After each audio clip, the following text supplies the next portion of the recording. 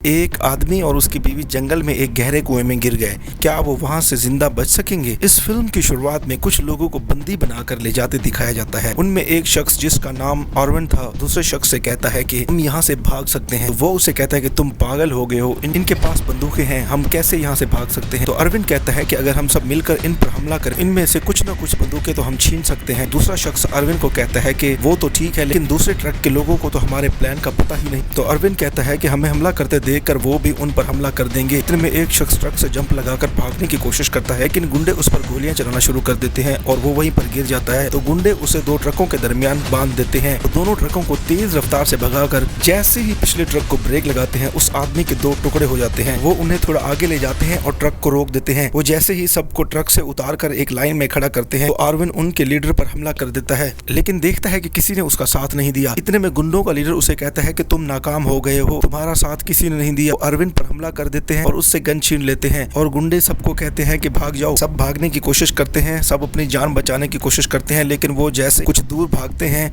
गुंडे उन पर गोलियां चलाना शुरू कर देते हैं। वो सबको एक एक करके मार देते हैं। ऐसे में अरविंद और उसकी बीवी अजला भागते हुए एक कुएं में गिर जाते हैं। ऐसे में वो अपनी जान तो बचा लेते हैं, लेकिन एक और मुसीबत में फंस जाते हैं। जैसे ही गुंडे वहां से चले जाते हैं, अरविंद अजला से कहता है कि मैं यहाँ से बाहर निकलने का रास्ता देखता हूँ।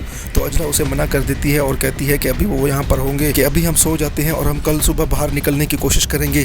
वो सो जाते हैं। जैसे ही सुबह होती है तो अरविंद बाहर निकलने का रास्ता ढूंढना शुरू कर देता है। आसपास की सारी लकड़ियां जमा करता है और वो अपने कुछ कपड़े उतार कर लकड़ियों को बांधकर ऊपर चढ़ने की कोशिश करता है, लेकिन वो नाकाम हो जाता है और वो नीचे गिर जाता है और उसे चोट लग जाती है। इतने में वो बैठे ही होते हैं कि बारिश होना शुरू हो जाती है। तो अरविंद खुश हो जाता है कि ये जगह तालाब बन जाएगी और वो तैर कर निकल जाएंगे। अजला रो कर कहती है कि उसे तैरना नहीं आता। आसपास का पानी कुएं में जमा होना शुरू हो जाता है, लेकिन बारिश रुक जाती है और वो फिर से बेबस होकर बैठ जाते हैं। जब रात हो जाती है तो अरविंद देखता है कि कुएं में एक और शख्स आ गया है, लेकिन वो वैम्पायर होता है, तो वो उसे मार देते हैं। वो देखते हैं कि वैम्पायर की गर्दन पर एक इंजेक्शन का निशान होता है। वो अपनी गर्दनों को देखते हैं तो वैसा निशान अरविंद की गर्दन पर भी होता है, लेकिन वो अभी तक ठीक होता है। लेकिन अजला को अरविंद से डर लगना शुरू हो जाता है। जैसे ही सुबह होती है वो देखते हैं कि बारिश बहुत तेज से होना शुरू हो जाती है। वो खुश हो जाते हैं कि अब वो बाहर निकल जाएंगे। बारिश बहुत जोर से होती और कुआं आसपास के पानी से भर जाता है। अरविंद अजला को बाहर निकालने में कामयाब हो जाता है। अजला जैसे ही बाहर निकलती है तो अरविंद की तरफ देखती है, लेकिन अरविंद डूब चुका होता है। वहां पर वैम्पायर आ जाते हैं और वो वहां से भागने की कोशिश करती है, तो कुएं पर आ जाती है। वो देखती है कि अरविंद भी वैम्पायर बन चुका है। अजला अपनी जान बचाकर रोड पर आ जाती है और वो वहां से एक ट्रक गुजर रहा होता है। अजला उस ट्रक वालों से मदद मांगने की कोशिश करती है। ट्रक रुक जाता है, लेकिन उस ट्रक मिनों का लीडर बैठा होता है। वो अजला को भी वैम्पायर के पिंजरे में बंद कर देता है। इस फिल्म में हमें ये दिखाया गया है कि वहां से कोई भी जिंदा बचकर नहीं गया।